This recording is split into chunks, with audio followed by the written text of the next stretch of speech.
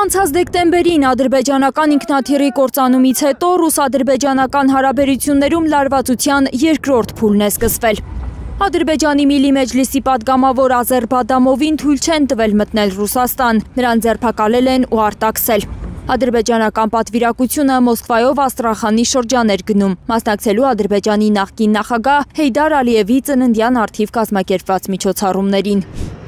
Տեղեկություններ կան, որ Բադամովը Ռուսաստանի սև ցուցակում է հայտնվել Եդինայա Ռոսիայի պատգամավոր Նիկոլայ Վալուևին վիրավորելու համար։ Ռուս պատգամավորին ադրբեջանցի պաշտոնյան անվանել է էվոլյուցիայի փակուղային ճյուղի հազվագյուտ ցուցանմուշ, խրված նեանդերթալցու և հոմո սափիենսի միջև զարգացման ինչ-որ փուլում։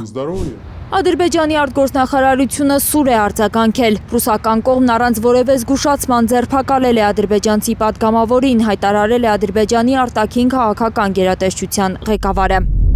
Ռուսաստանի Դաշնության արտաքին գործերի նախարարության պաշտոնական ներկայացուցիչը հայտնել է, որ հարցը հետաքննվելու է, սակայն բացատրություն չի տվել այդ որոշման պատճառների վերաբերյալ։ Ռուսական կողմի այս որոշումը համարում ենք ոչ բարեկամական քայլ, ակնկալում ենք Ռուսաստանից պարզաբանումներ այս հարցի վերաբերյալ։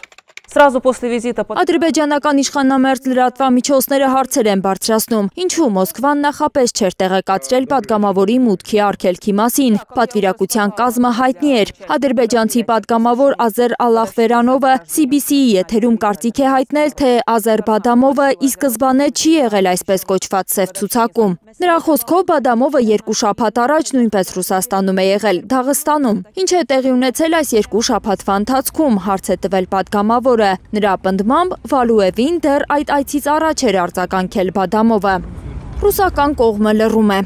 3 ամիս առաջ էլ Մոսկվան էր Բաքվից պատասխան պահանջում Նիկոլայ Վալուևին պերսոնա նոն գրատա ճանաչելու համար։ Պետդումայի զբոսաշրջության կոմիտեի առաջին տեղակալ Նիկոլայ Վալուևի Ադրբեջանի և ադրբեջանական ժողովրդի հասցեին հնչեցրած վիրավորական արտահայտություններն ու սպառնալիքները բացարձակապես անընդունելի են, հայտարարել էր Ադրբեջանի արտգործնախարարությունը։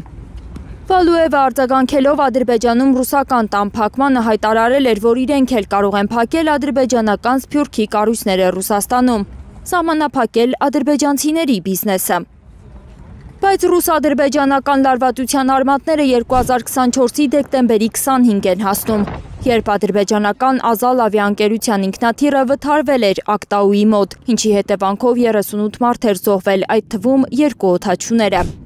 Բաքուն Մոսկվայից պահանջել է ընդունել մեղավորությունը, բայց Մոսկվան մեղքը չի ընդունում։ Ինքնաթիռի վթարի հետաքննությունը շարունակվում է։ Վերջնական հաշվետվությունը նախատեսվում է ներկայացնել մինչև 2025 թվականի դեկտեմբեր, մինչև ավիաաղետի տարելիցը։